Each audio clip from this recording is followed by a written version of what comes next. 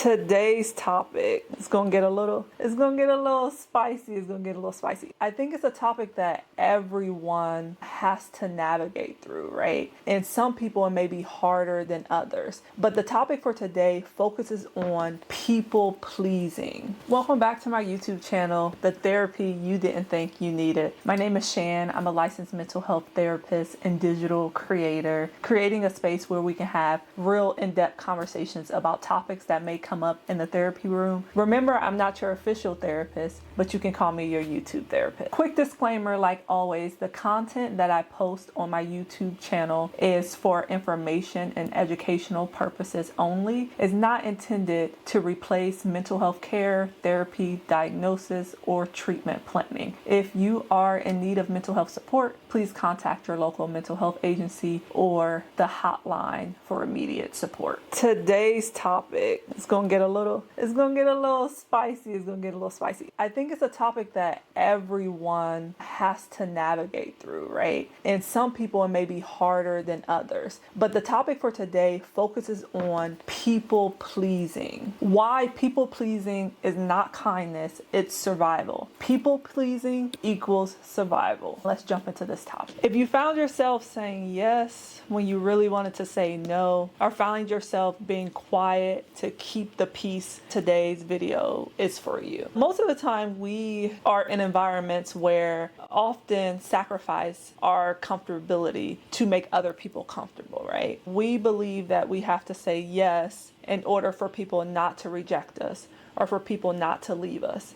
As a therapist, I see this come up all the time when I'm meeting with my clients. Was I people pleasing with the intent that I was being kind? Or was I in survival mode? Because this is what I learned to do in order to keep people close to me or to keep people to stay. So what is people pleasing? For my people who aren't familiar, what people pleasing may be exactly, that people pleasing aspect is saying yes when you really wanted to say no, right? Avoiding conflict at all degree because you don't want to cause any friction, so we remain uncomfortable so other people can become comfortable in certain situations. Why is people pleasing often misunderstood for kindness? People pleasing is not the same thing as being kind. It's rooted in fear. Now, does this fear come from maybe our childhood and how we had to tiptoe around our parents, or we had to watch what we said because we knew our emotional needs wasn't going to be addressed fully, or even past relationships? If we break down the emotional or psychological root of people pleasing, and we start with childhood conditioning, being rewarded for being easy or being good, right? She's easy, he's easy, she's a good child,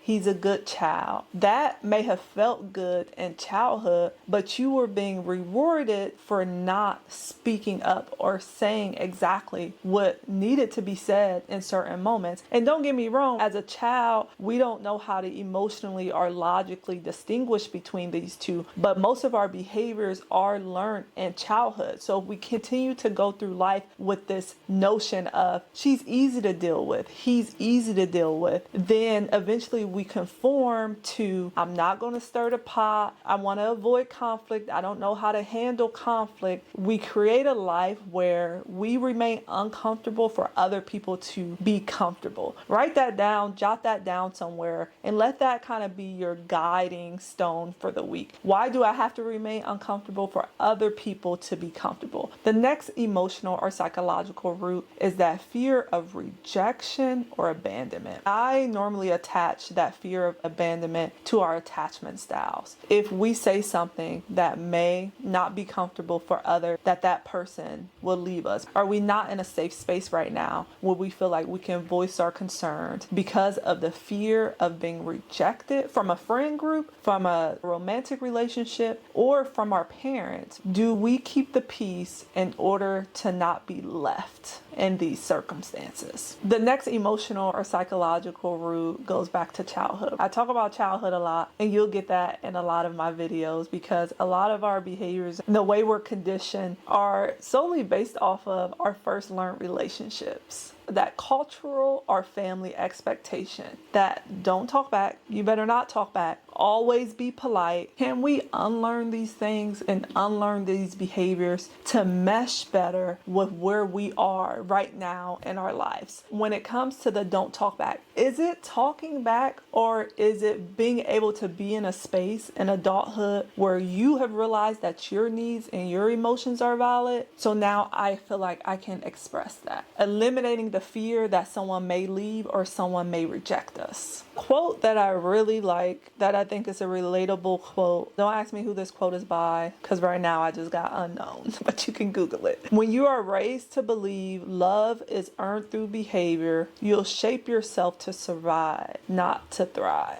Being loved is based off of my behaviors, and sometimes I feel like I cannot show up as my authentic self because I have previously seen the consequences of that for people who weren't meant for me, right? We are in a space, again, I'm not your official therapist, I'm your YouTube therapist, but we are growing into a space where we are learning that we can stand perfectly fine on our own, because when people have left us in the past, when we thought we were going to die, when we thought we didn't know what we were going to do, we ended up being okay, because look at you right now. Okay. People pleasing is exhausting, right? It may be cool at first. Oh, I'm kind. This person likes me. This person is letting me into their bubble. They're letting me into their space. Yeah, they are. But people will learn how to use your weaknesses against you before you have the opportunity to even know that's what they're doing. So coming in with those strong boundaries, right? But the emotional toll of that, it can lead to resentment, burnout, a loss of identity. You get to a space like, who am I? How did I even get here? How did I get to this point? Consistent overthinking, guilt for setting boundaries. When we get to a point where we're like, nope, I'm ready to set boundaries. I'm walking in, I'm changing these things that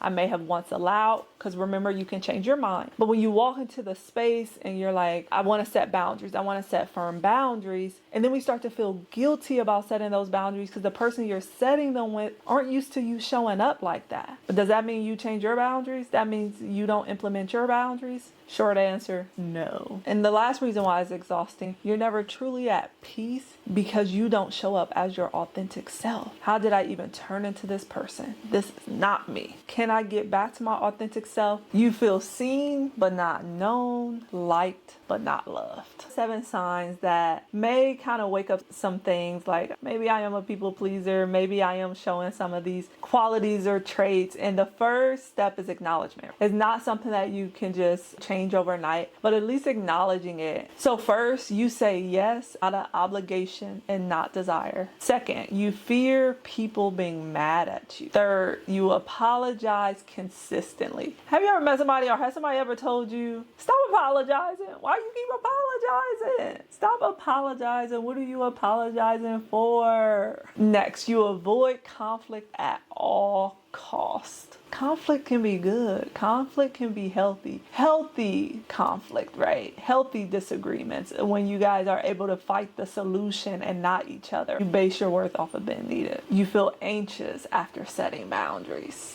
You suppress your needs to maintain relationships. If you don't take anything from this video, take that. You suppress your needs to maintain relationships. We are done suppressing our needs to maintain any form of relationships. When I say any form, I mean any form. If any of those hit a little too hard, drop a comment below and let me know which one may have hit hard, if you're comfortable, of course. The last segment of this video focuses on healing people pleasing. So I just want to give you a few tangible steps to take away from this video and a few things to implement if you think these things show up for you. I'm putting all these things on your radar to show awareness. So once you show awareness, once you start seeing, oh, maybe I am reacting out of fear, that makes this people pleasing topic conscious for us. So we have the ability to make a choice now. We can start with practice saying no in low stakes situations. So things that you don't see as huge obligations in your life. So starting with those low stake things. If that's as simple as mom calls you and she's like, hey, baby girl, can you come over to do X, Y, and Z? But you know you just had an emotionally exhausting day. You are burnt out. You want to take a shower. You want to go to sleep. And you just can't mentally take on that task. Sometimes we feel like we have to, right? Sometimes we feel like this is what we need to do. This person is calling me. They need me. This is where I find my worth. Saying no in those low stake tasks and then building your way up from there. I want you to reframe the term boundaries. So how we talked about people pleasing is not kindness.